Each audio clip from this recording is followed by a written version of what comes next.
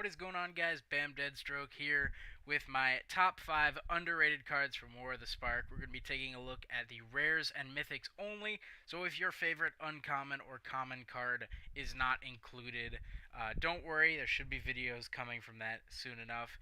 But first, let me clarify, underrated doesn't mean price, doesn't mean anything like that, just means cards that I personally think should be played more. With that said, let's jump into the honorable mention real quick. I cheated for my honorable mention, as you can see there. Put the little S in parentheses because the finale cycle should be played more. I mean, it's a game win card if you play it for X equals 10 or more. But the problem is if these just cost 10 green green, 10 red red, 10 blue blue, they'd be unplayable. They would just be unplayable. But you get to play these cards. You could play Finale of Glory on turn 3. You could play Finale of Eternity to kill their two drops, or their three two toughness things. You can play Finale of Promise, particularly Finale of Promise, in your blue-red spells deck, right, to recast cards that you've used in the graveyard. I intend on doing that if I ever, have money. But just being able to have that versatility to be able to cast these cards whenever you want. Of course, they are all sorceries, so you are restricted a little bit by that. But if these were instants, they would just be way too good. But just being able to have that versatility of casting it in the early game, in the mid game, winning in the late game, makes these my honorable mentions. They should be played a lot more. I also cheated for my number 5 pick. I went with the 2 Golgari cards in this set that particularly stood out to me. Casualties of War and Storev, Devkarin Lich. Casualties of War basically has to be a Golgari deck. You're probably not playing this in any tricolor, 4-color, 5-color deck. The restriction of costing 6 mana with 2 of it having to be black and 2 of it having to be green really restricts Casualties of War. It also restricts Storev being double black in the converted mana cost. But Casualties of War kills their 5 best permanents for 6 mana. Of course, you could just kill their best creature, enchantment, and planeswalker if you wanted to. That's why choose 1 or more. It's not like choose 2. It's not choose 2, but if you do this, it's just choose 1 or more. So if you're choosing 1, you probably shouldn't be casting Casualties of War at that point. If you're picking 3 or 4 of these options, then it's a good time to play Casualties of War. Casualties of War kills their best stuff, opens the door for Storev. 4 mana, 5/4 Trampler, really good stats.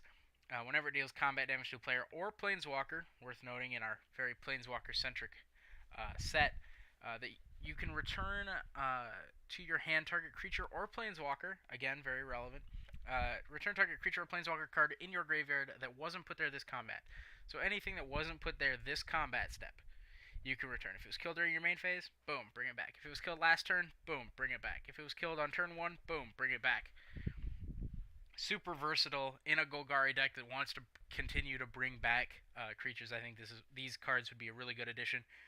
Working on a Golgari deck right now. Really want to include these into the standard metagame.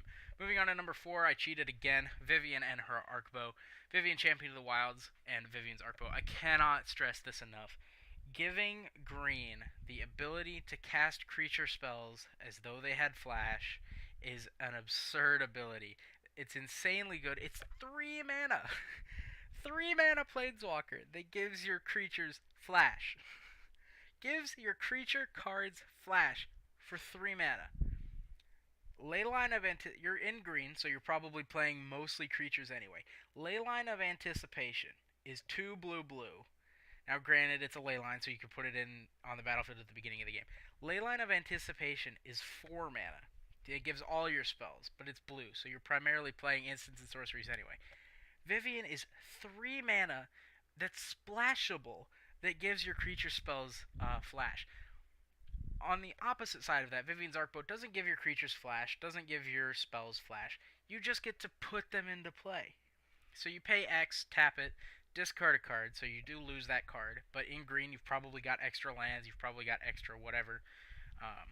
Look at the top X cards of your library. You may put a creature card with converted mana cost X or less from among them onto the battlefield. So you pay 4 mana, you get a 4 drop. You pay 7 mana, you get a 7 drop. Right? So or less. Worth noting, it doesn't have to be exact. So if you reveal the top 4 and you hit only 3 drops, you can still put the 3 drop in play. Put that onto the battlefield. Put the rest on the bottom of your library. So you're not losing those cards. They're just cycling back through your deck. Again, just giving your creature cards that ability to be put into play at any time. Vivian's Arcbow, it's not like Vannifar. You don't have to do it as a sorcery. Being able to put creature cards onto the battlefield at instant speed makes green extraordinarily good, and I think these cards should be played more. Moving on to number 3, Commence the End Game. You guys know I'm a fan of blue. I do not know why this card is very limited. I get that it's 6 mana, right? Okay, so I understand that it's 6 mana in blue, so you probably don't have a lot of ramp. But people play Chemist's Insight. 4 mana, draw 2 with Jumpstart. So this is 6 mana, draw 2, so it's just worse, right? This spell cannot be countered, so that makes it better. But then you amass X, where X is the number of cards in your hand. This isn't going to be the last card in your hand if you're playing a control deck. If you're playing a blue deck, this is probably not going to be the last card in your hand. This is going to make a 5/5 or better 90% of the time. Okay? You're going to have 4 cards in hand. You're going to cast this, go to 3. You're going to draw 2, go to 5, and you're going to make a 5/5 at their end step, and you're going to churn deeper through your deck by drawing 2 cards. This card is great. Okay, this card is phenomenal. Commence the End Game should be played so much more than it is. It has been getting some love in some Esper decks and some blue-black and some blue-white decks. Commence the End Game should be played in every blue deck, and I will stand by that for the end of time. Let's move on to number 2. Number 2, we have Ugin the Ineffable. Now, I hear you. There aren't a lot of really good colorless spells that you're going to be able to make cheaper with Ugin. You've got stuff like Treasure Map that suddenly becomes free. Azor's Gateway becomes free. Karn becomes 2 mana. Other Karn becomes, I believe, also 2 mana. I think they're both 4 drops. Your second Ugin becomes 4 mana, right? But you're probably not playing a second Ugin. Okay, I think that's going to be a lot more relevant in sets to come. So I think this is going to be, I think there's going to be some good artifact, and that's the thing. It doesn't have to be an artifact. It's just colorless spells.